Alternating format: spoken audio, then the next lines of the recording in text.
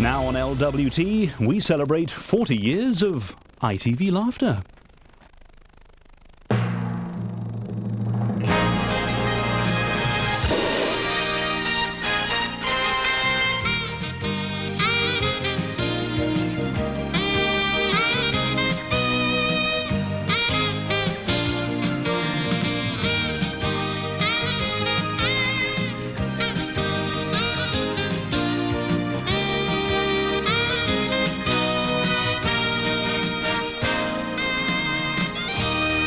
Ladies and gentlemen, please welcome Denis Norden.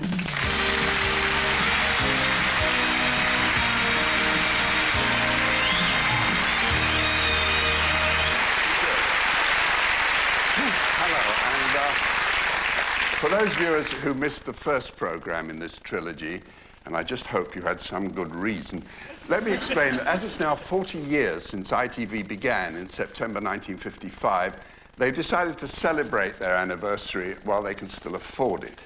Hence these three rose-coloured reminders of their various comedy shows, with today's programme devoted to my choice of those inconsequential half-hour sagas, the sitcoms. So let's start with a moment you'll hear mentioned wherever older ITV viewers get together to lie about the good old days. That scene in George and Mildred when the three ladies came to visit and George was in the tin bath. Do go through.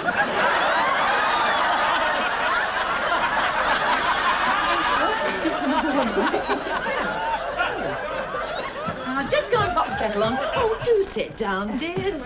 There we are.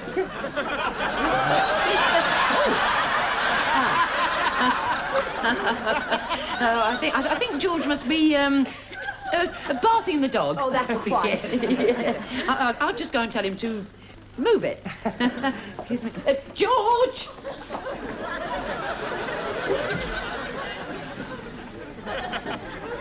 I haven't met Mr. Roper yet. Oh, we see rather a lot of him. Isn't he a traffic warden? Yes. Not my favourite kind of person, I must admit. They always seem to pop up when you least expect them. Is it a very large dog they have? Not really. It's a Yorkie. They certainly do him proud.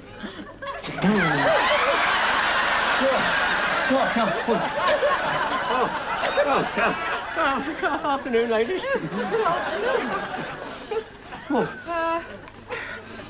This is Mr. Roper. How do you do? Oh, very nicely, thank you. It's warm weather for the time of year, isn't it? Yes, they say we're going to have some rain. Well, yes, very good for the garden, yes. Here we are then. Now, I told you we wouldn't take... George! Excuse me. No, I won't take that. Very nice of you to come. Just call again anytime you like. The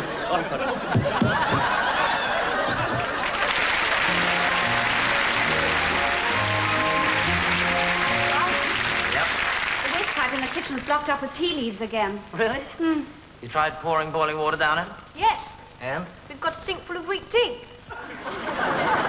And a son full of weak jokes.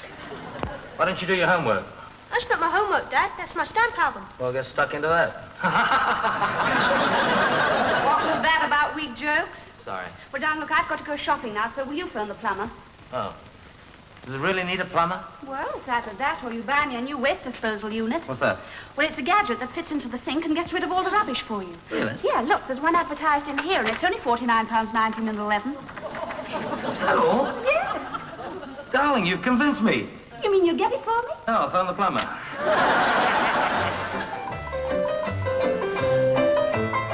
You do seem rather unfortunate in your choice of men, Miss Jones. Where do I go wrong, Mr. Rigsby? Perhaps I should be more permissive.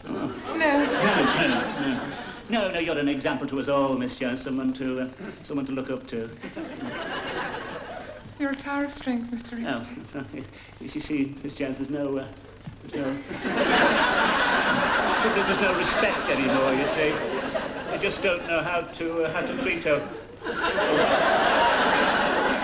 To treat a woman of your refinement, I consider it a great privilege if you'd allow me to help you pick up the pieces. Is there a draft in here?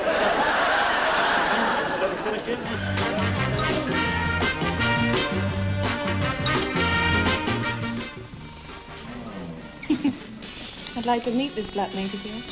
What? The one you share with. No, you wouldn't. No, very boring person.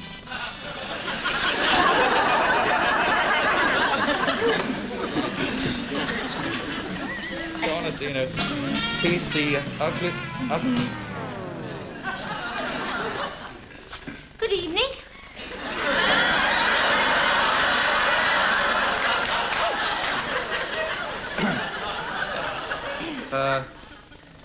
Liz? Chrissy. Hello. I went to the clinic today, Pet.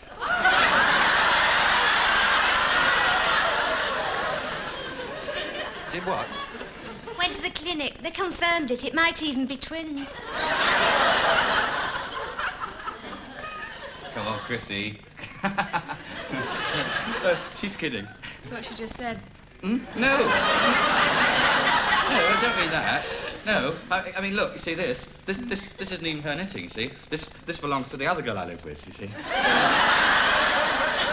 There are two of them. Yes, I'm Mondays, Wednesdays and Fridays, and she's Tuesdays, Thursdays and Chrissy, Saturdays. what are you doing? Sorry? I'll go to bed. I shan't bother you anymore.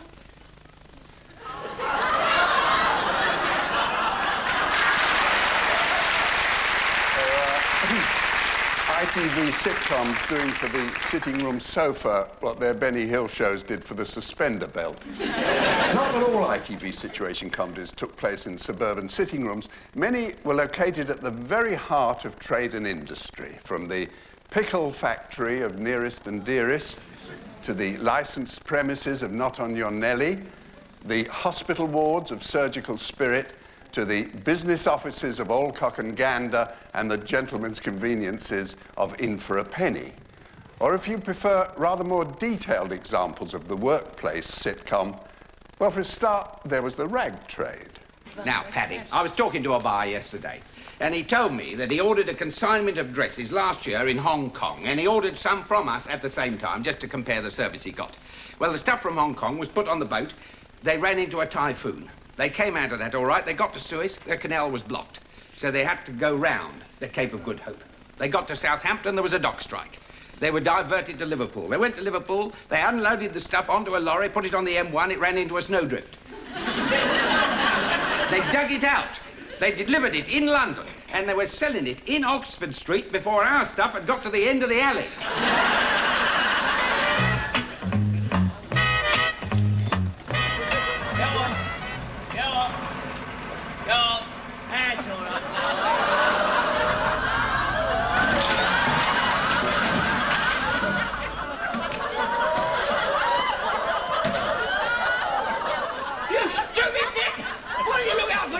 Because you told me to look out for the front. Look, if Blakey sees us, he'll kill us. Where is he? In his office. Come on, Blakey! Blakey! Fine, get his stuff off him. Get his stuff off. Come on. Where are you, Blakey?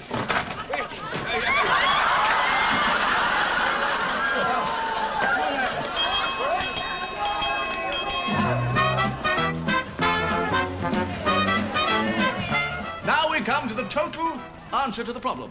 How much would we win if our third horse comes in at 100 to 8? £166, 13 and 4. Obvious, isn't it? And just how did you work out that, Abbott? In my head, with fractions. I see no visible signs of distress. I've actually done it.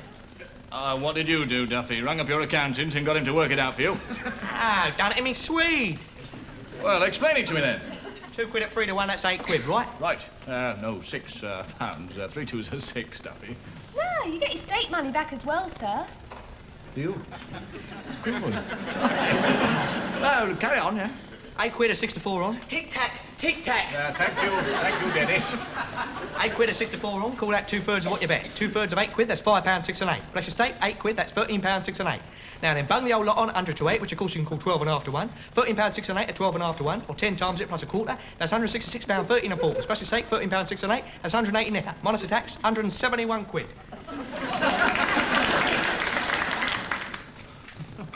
Yeah, I thought you said you couldn't do fractions, Duffy. Hell, fractions, they're odds. He's the gaffer. You can try it on with him. He's the gaffer. Mr. Moffat? No, Moffat, love. I've had ever so many phone calls. Oh, I'm ever so sorry I'm late.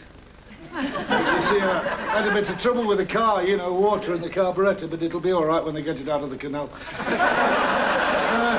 You'll be Sandra, the Tempest, I presume. No, I'm Rose. I'm your Temp's temp. Sandra couldn't come. Oh, and Mr. Simpson rang complaining about some invoices. Said it was the third time. Oh, dear, we shall have to get a computer. I can't use one of those. It's not to use, love, it's to blame.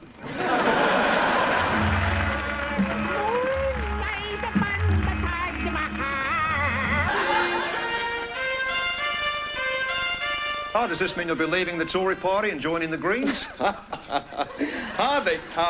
I think one can combine Tory party policies and Green party politics quite satisfactorily. Ah, so it'll be a sort of blue-green? A turquoise, yes. And this is why you've started your new charity. Central Amazon Spiritual Healers. That's right. And I'm hoping to get Prince Charles. Central Amazon Spiritual Healers. Now, that's C-A-S-H. Correct. But so far, donations have been... Donations are cheques made payable to C-A-S-H. That's absolutely right. And if any viewers would like to send a cheque... Made payable to cash. Yes. Well, what of it? Just a coincidence.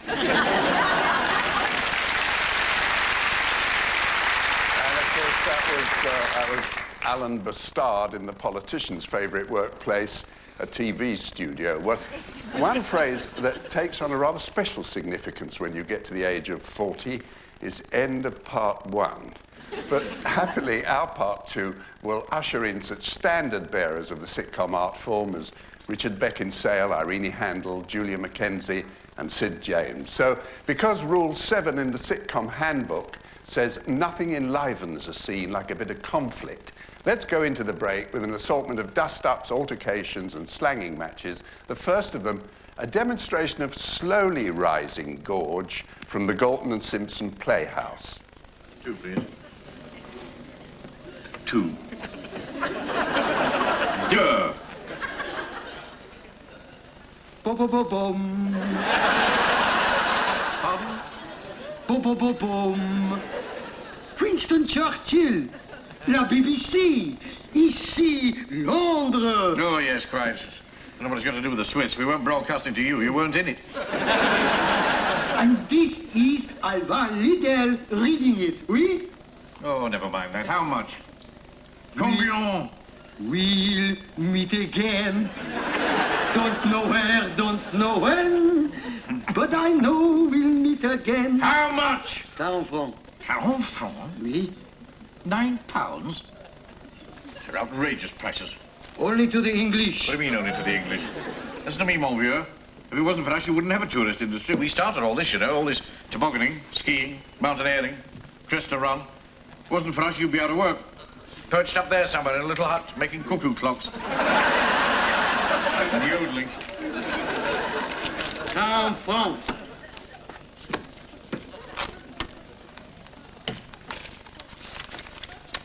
Merci. We'll meet again. Not at these prices, we won't.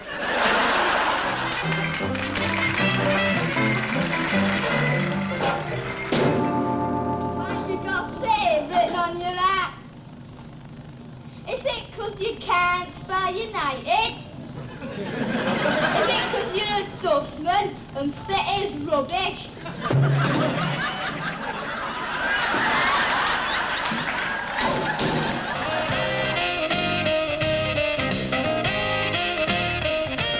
And I'd prefer it if you didn't arrive like this, unannounced, and interrupt. Your brain-dead ideas about women? Yeah, well, I'm gonna go and run myself a bath. See what I mean? She just barges in. Well, you gave her the keys. Only so she could let herself out. I don't see what the problem is. Oh, well, at least we'll get a clean bath at the end of it. I'll tell you, mate, it's over. I'm going to start the moody silences.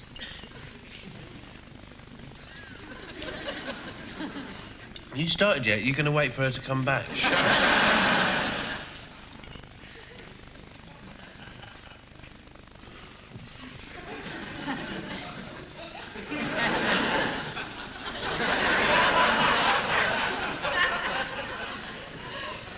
What's the matter with your neck? The funniest thing happened to me at the hospital today. This bloke came in with an aubergine. Dorothy! Can you pay a bit of attention? I mean, something's wrong here. Oh, is that what it is? Look, I'd like my keys back. You want to finish with me, is that it? God, that didn't take long.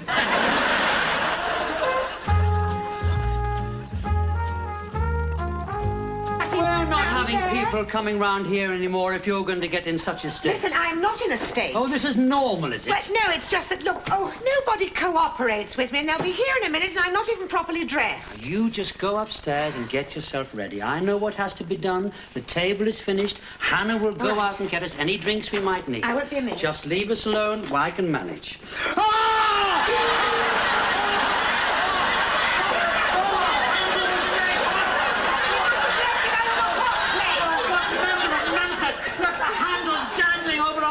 You should have checked it first. Oh, well, that's brilliant, isn't it? That's the dinner ruined. You're talking as if I did it on purpose. You never liked my Cullen skink, did you? No, to be honest, but I know how hysterical you Scottish are about your local dishes. I am not hysterical. I am suicidal. No, I'm not. I'm homicidal. So am I. Have you got a cloth, any Gary? Go away! All right, you're wearing that stains, doesn't it? You know what, Sally? No! I'll go. I'll go. She doesn't know you. Will you stop pushing? I will open the door. I want to do it. She's You are far too unstable to open the door. Oh, I see. You think you'll do that, do you? You're a fine who's silk down your trousers. You want to get the door? I'll get it. I will. No, that was my fault. You're not meant to be. God, petty. I feel petty. As usual. Scumbag. Brand muddled brain. And a brain. And a mouth. Hello.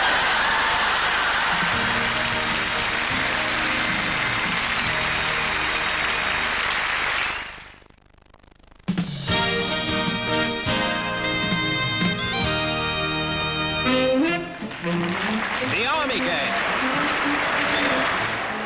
Go and say it properly. Say it, my love. A bottle of beer, cool, for me. A cup of tea and a golf gun. Cup of tea and a golf gun. A cup of tea and a golf between a bird of woodpeckers with a cage. I'll put you in a cage with woodpeckers, you little stinker, you.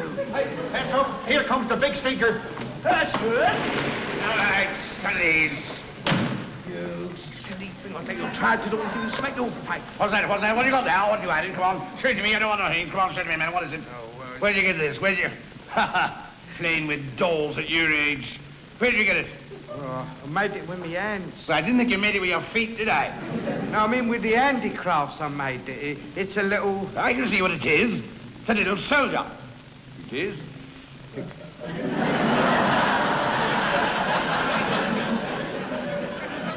Did you model this on anybody? No, sir. It come to me, the face did, in a dream. You must have some very nasty dreams.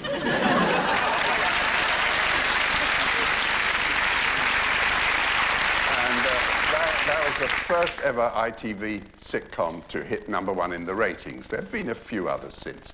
Well, this might be a good moment to explain why we're not including clips from any of ITV's non-audience sitcoms, such as that highly imaginative early venture, The Strange World of Gurney Slade, the still unbeaten Brass, that faithfully recreated period piece Jeeves and Wooster, or more recently, the blissful Outside Edge.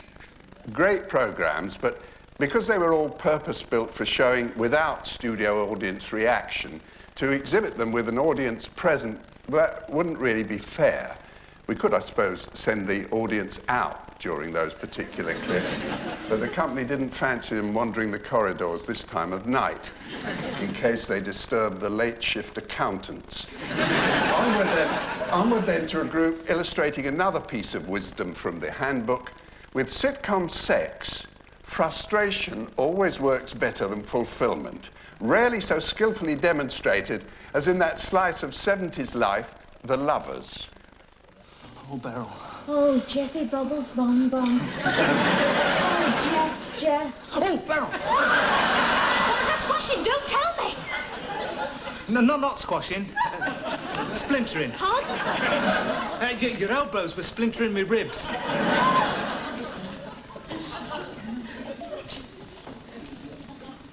Is that it?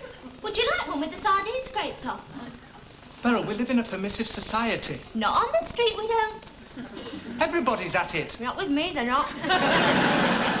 All girls are supposed to be crying out for it. Not this one, Geoffrey. I'm the silent majority. It's only manners, Beryl. Total strangers do it now instead of shaking hands.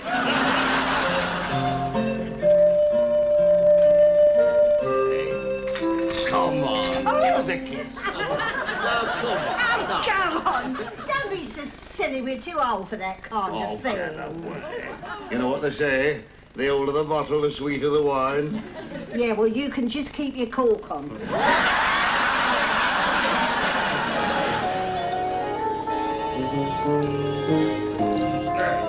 There's a clean bit. My skin has a sort of translucent quality, don't you think? Yeah, we can't help that. It's your age, you know.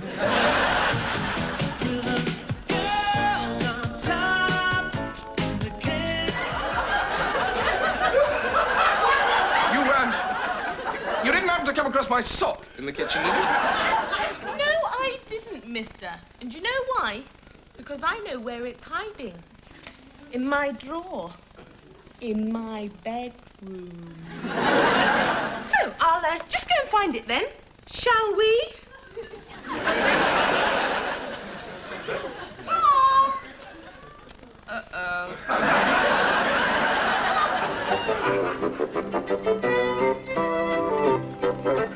I think I'll take a little walk instead. You coming, Billy? Hey? Oh, yes. I'll just get me hat. And make sure he has a long one. A good long walk. And then if he comes home nearly worn out, you won't need to get a headache, will you? Headache, Auntie? Why would I want to get a headache on my wedding night? Because I know our Billy, that's why. So rough and ready and full of lust. And with you being so sweet and sensitive and completely untouched by the ways of the world, you are completely untouched. As untouched as you were on your wedding night, Auntie. Nah. Eh?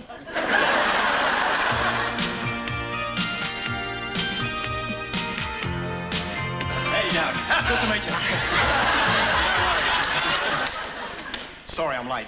Hope I didn't keep you folks up waiting. No. Elaine here. Yeah, just coming. Alan! Elaine, how are you? Can I put this somewhere? Yeah, I'll take it. Well, let me look at you. Oh, it's good to see you, Alan. Geez, you haven't changed a bit. Except to get prettier, if anything, I reckon. Isn't she a beaut, eh, Ashley? What? Oh, yeah. You're a lucky fella, having a girl like this. So, do we say hello? Oh, well, Alan.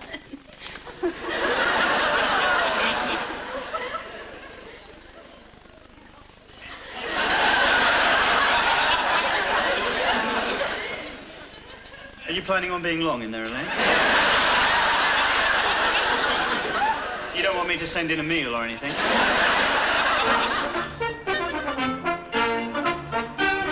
Come back to bed for a bit. I beg your pardon. Come on. It's Saturday morning. Is it banned on Saturday morning? There's a time and place for everything. There's no better time than now. Come on. No, I've got too much to do, Sid. Oh, come on. I'll tell you what. We'll come to bed early tonight. Tonight? No, we can't. Why not? on this match of the day. Thank you very much. I'm only joking. Come on, it's nice and cosy. Now I've got the dishes to wash from last night. I'll wash the dishes. Kitchen floor needs cleaning. I'll wash up to the floor as well. There's some shopping to do. I'll do the bloody shopping. Come on. All right, just for half an hour. That's marvellous. In you go. I thought you were getting dressed, Mummy. I was, but I'm going back to bed. What for? What for? What do you want? Am I interrupting anything? Yeah. No. Your father and I are just going to have a little talk. Well? Joey hasn't eaten his millet. Is that all you've come in here to tell us about? It's very serious, Daddy. He could waste away if he doesn't get it. That makes two of us.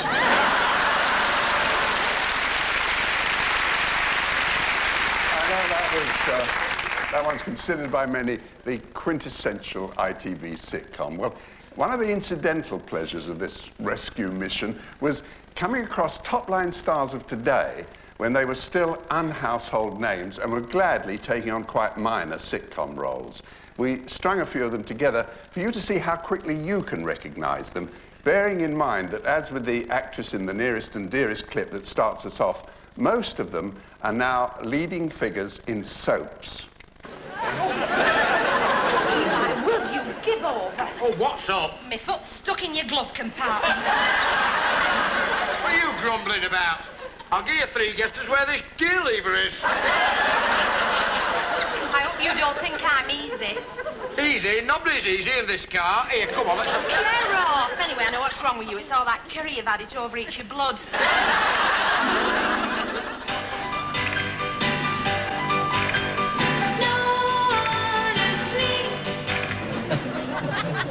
Yeah, well, I'll give you 25.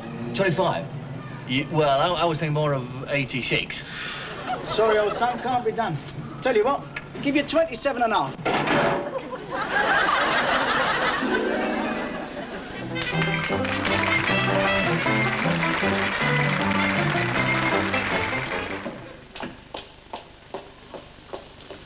Oh, thanks for the use of the hall, darling. And a lovely cup of tea. Here, I'll read your cup for a change. Are you blessed with a gift? Only with tea leaves. I can't master tea bags.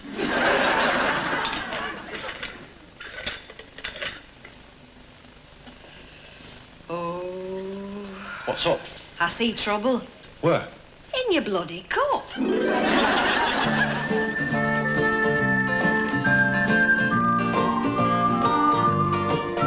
You'd have to go a long way for coffee like that. Oh, thank you, sir. Like a motorway service station.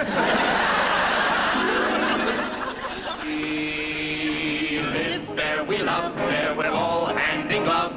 May I linger here beside you? May I linger here beside you? By all means, if you feel there's enough room. My boy, if you only knew who you were talking to. If you only knew.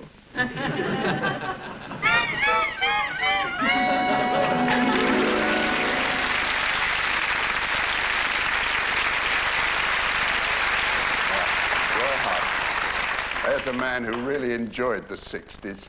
That second photo was taken in 1968. Well, another break due shortly. And because we've seen sitcoms go from fun with the newly married to fun with the newly divorced to fun with the who bothers about getting married, let's occupy the time till then with some relationship complications. The first, nicely focused study in hostility from Duty Free's Gwen Taylor. The final one, a soliloquy from Rosemary Leach that takes us into the realms of sitcom noir.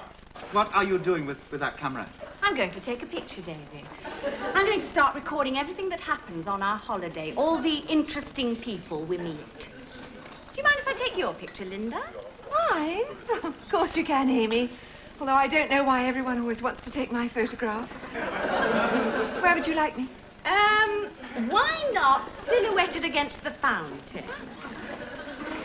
Or better still, why not sitting on the wall? Amy, perhaps I'd better take that. No, the last time you used this camera, you took a picture of your left ear. One back a bit, I think, Linda. I'm right on the edge, Amy. If I go any further back, I'll be in the water. That's right. Oh, that's Lovely. Now let me see if I've got my light right.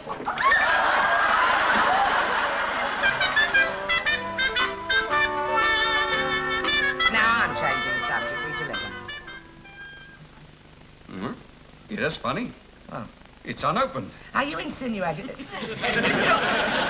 I'm not in the habit of opening other people's letters. I am not interested in your correspondence. I couldn't care less who writes to you. I don't want to know. It's from your brother Al.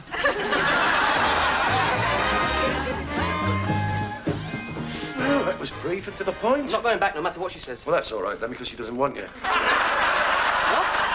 Apparently, she's in the middle of a nervous breakdown, and you're the cause of it. And that's not all. She said you threatened your stepfather with a carving knife. I didn't threaten him with a carving knife. I was cutting some bread and I made a sort of angry gesture. That excuse would carry more weight if you hadn't have shouted, "One more step and you're done for." It just happened to be my hand, that's all. Your mother says you also threatened him with a sweeping brush, a pair of lawn edges and a shovel. Did they just happen to be in your hand? Yeah. You seem to be making yourself very useful around there. I always remember you as bone idle. Well, he's bigger than I am. And you think that's a good enough reason to hear, little thug? Listen. That man stole everything from me. My wife, my family, my happiness. Did I threaten him with a carving knife? No. You pushed him through a plate glass window.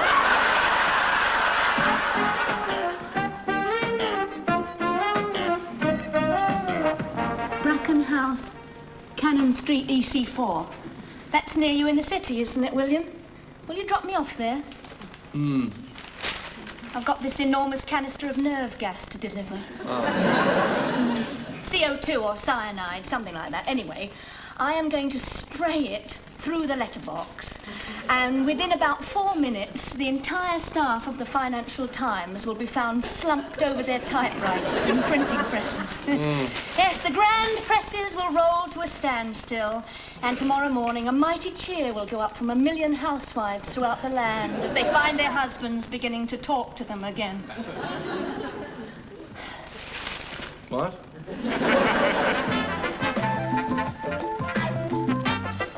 This is it, isn't it, Norman? Life. And this is what it was all for. Why I slept with bitter aloes on my fingernails and Victor Mature under my pillow. And learnt to jitterbug and fail my school certificate. And had to wear national health glasses through eating too many dried eggs.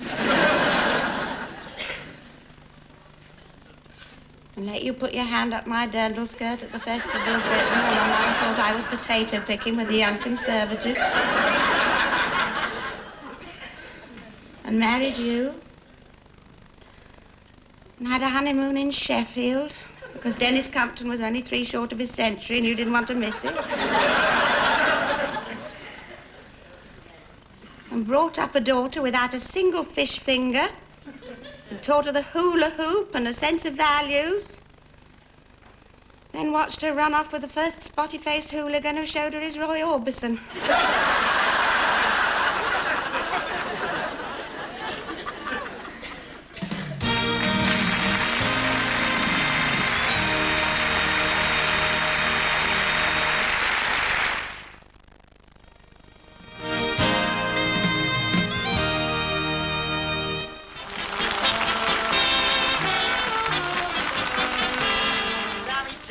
One pint of curdled milk. Curdled milk, Curdled eh? milk, yes. Well, there's a pint of milk here, but it isn't curdled. Oh, well, how can we curdle it? I've got an idea. Right. Wait a minute.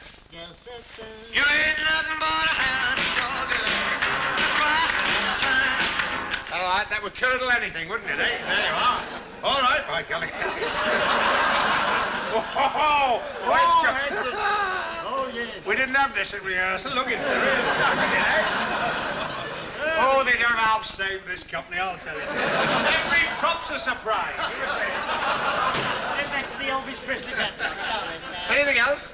Yes, it says boil it into a mash. Into a what? Into a mash. Oh, I see. And Is then that all we got to do? We've got to put the trimmings in now. Oh, I Wait a see. minute, bacon rinds. We haven't got any of those. Oh, yes, we have. No, we haven't got any bacon I rinds. know where you keep them. I know. Yeah, they are. I was going to make those into a rug. Yeah, well, serves you right. They are. He says he was going to make those into a rug. That's what the man said. talks on his own laugh. You were saying? 2 tablespoonfuls of castor oil. Cod liver oil. I've spoiled that one. Cod liver oil. Castor oil? We put this in, eh? Yes. It usually works, doesn't it? well Yes, done. all right. Very funny recipe. Blimey, you nearly did that one in the eye. Oh, well, we got a few left. Yes. Now, wait a minute. Calcium, as in crushed fish bones. Calcium, Doris Waters? Yes, crushed Oh, fish calcium, yeah. Yeah, give us for breakfast. Give us for breakfast. Oh! There's a prop work. Look at that. That's prop. Hey, First time. isn't that marvellous, eh? Fish bones. I thought I was back at the BBC. Here we are.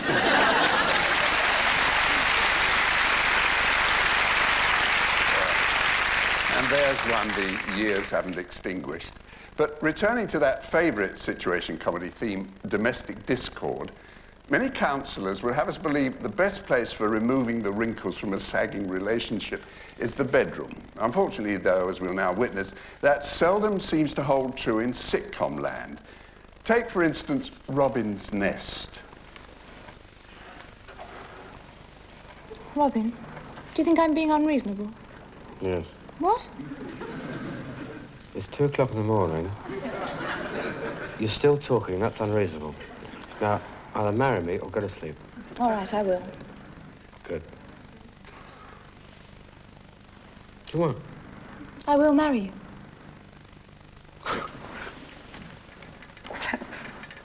That's great. That's... You're not, No. Then, I mean, what's made you change your mind? Well, everyone keeps on at me. You do, my father does. Besides, I love you. Oh, and I love you too.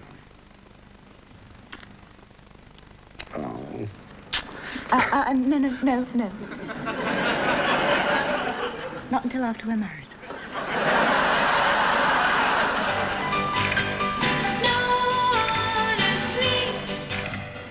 Aren't you going to eat your grapefruit?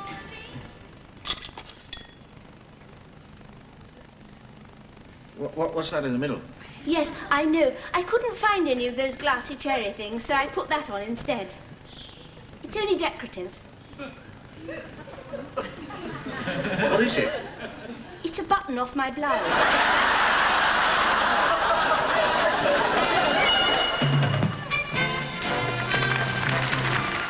Good afternoon, Miss Atsky. Good afternoon. Now then, what's all this about tummy pains, eh? Well, she woke up this morning feeling very queasy. She hardly touched her breakfast, so of course I sent her to bed. And then she started complaining of pains in her stomach here.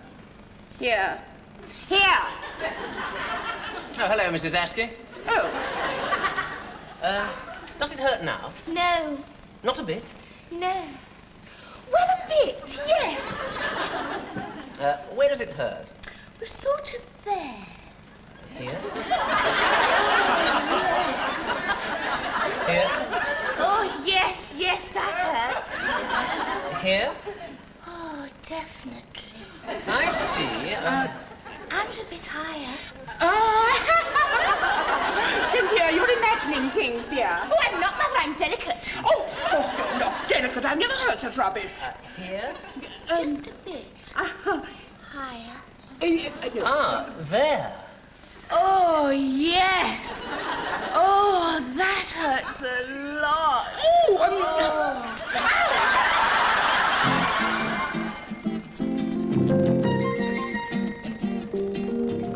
Oh, George. Oh, God. Oh, I've always wanted to sleep in one of these, George. Oh, and look at this little frill on the outside, look. I don't like frills on a bed, Mildred. George. Oh, this is heaven. Oh, come down here. Come and join me.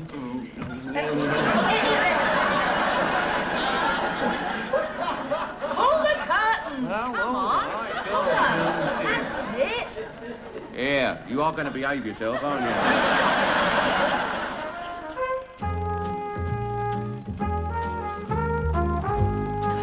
Listen, I'm so sorry you've got to go on your own. I don't think your daughter's quite ready for high society.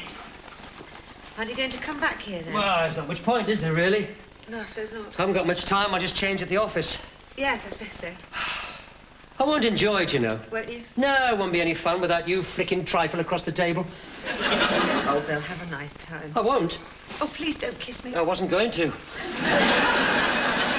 Look, I must look awful. Well, you're ill. Of course you look awful. You haven't seen me looking ill before. I suppose not. Don't suppose you fancy me either, looking like this. In sickness and in health and all that, eh? And we're not married. In that case, you're on your own.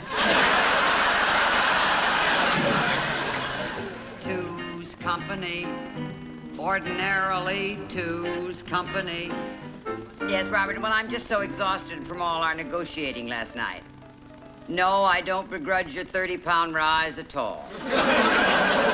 No, that's perfect. Yes, I'll walk the dog. Yes, Robert, I'll feed the dog. I'll take her to the beauty parlor every week, and she'll never be allowed in any of your rooms. Now, can I have my breakfast, please? Thank you. Now, come on.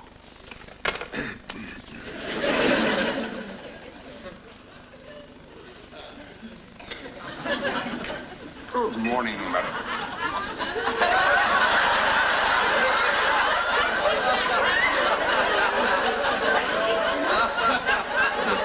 Better than usual this morning, madam.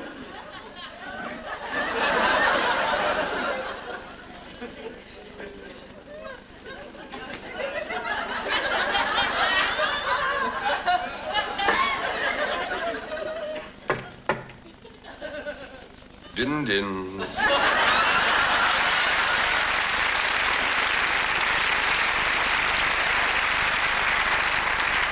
Kind of playing that could give ITV sitcoms a good name. Well, although situation comedies traditionally come in series form, every so not that often, ITV does give the nod to a one-off, a standalone story, many of them under the stewardship of Eric Sykes, as in It's Your Move, from which we take our first example. Most of them, though certainly not the Frankie Howard one we found, totally non-verbal.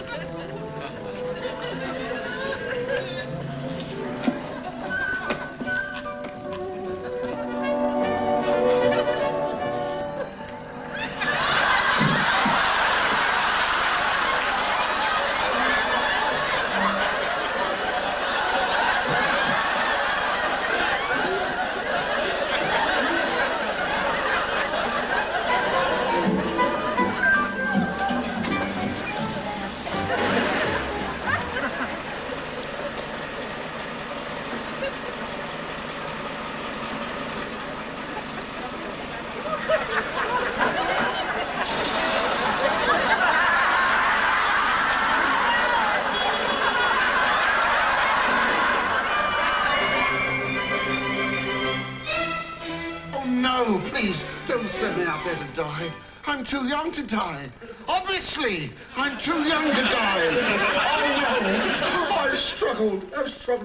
I was a slave for years, and I struggled to make a living. I fought, and I've got my freedom. Don't you understand that? Freedom. Oh, don't take it away from me. Spare my life. Allow me to live my last years in peace and tranquility. Allow me to live my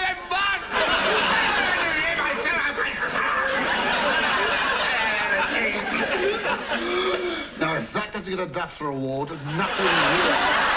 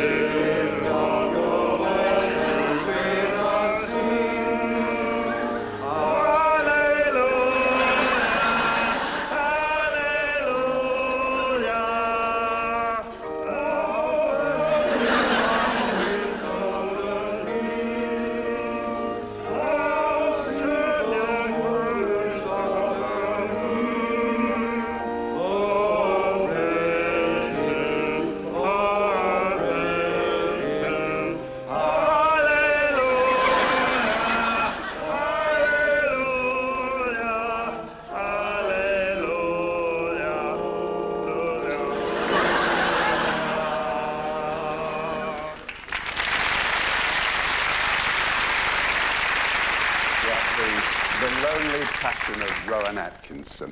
Well, we've almost concluded this 40-year survey of what Mr. Sondheim's song called Old Situations, New Complications. And all right, they may not all have been masterpieces of social realism, but actually it's been said that life is a bit like your typical ITV sitcom. A fairly predictable plot, some friendly characters, a few good laughs, the occasional break to buy and sell things. Then, just when you're beginning to feel at ease with the sheer familiarity of it all, it gets taken off. That piece of homespun cannot but lead us into our final batch, a selection you could call Compiler's Perks, during the first of which, a driving lesson scene from Man About the House, there'll be females up and down the country saying, "Remember when I had a pair of shoes like that?" Beans, the clutch, tuna fish, brake, and the throttle. Right, come on. Oh, I'm not in the mood. Listen, you'll get rusty. I mean, it's like everything else. If you don't practice it, you forget how. Why do you always have to bring sex into everything? Sex? What's that? Sex? Oh, I see what you mean. Right. No comical remarks, all right? Okay, right. Clunk, click, every trick. Come on, clunk, click. Yeah, all right. Clunk, click. Clunk, click. Right, very good. Right, now, we are parked at the roadside and we are ready to go. So it's ignition, on. Left foot on beans. Forgot your gear stick. Oh, it's...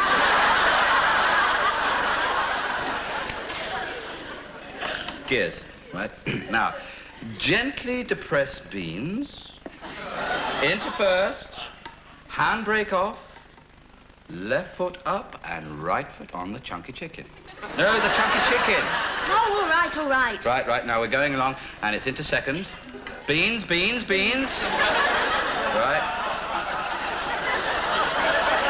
Now, we're going along, right? And I'm the examiner, right? Give us a kiss and I'll pass it, huh? Please yourself, right. Now, we're going to overtake that 4-litre drop-head coffee table. Oh, he lives in a little world of his own. Ignore that lady at the bus stop. Right, so it's... Indicator, hands out, beans, change down, mirror, chunky chicken into third... Oh,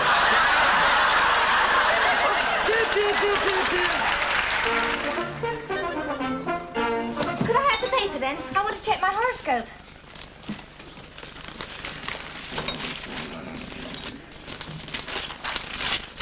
There. Dad, can I have the bot page? There, that'll suit you better. There. Oh, Sid. Yes, I know, the woman's page there. Thank you, darling. Do me a favour. Give that to the budgie. What is it? Pigeon racing results.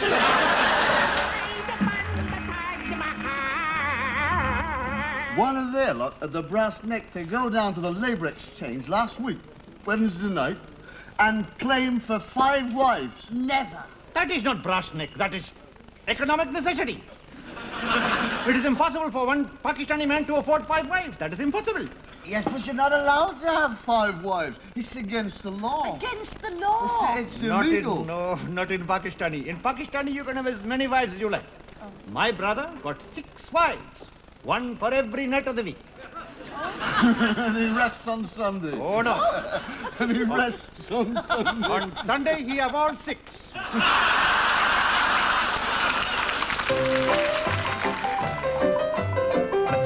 May I say, Miss Jones, you look particularly beguiling by candlelight. Thank you, Mr. Rixby. Are you sure you can see me? When I came back with the curry, I found you talking to the chair. No, Miss Jones, actually, I was rehearsing a little speech, Miss Jones. There's something I want to say to you. Really? What is it, Mr. Rixby? Too hot?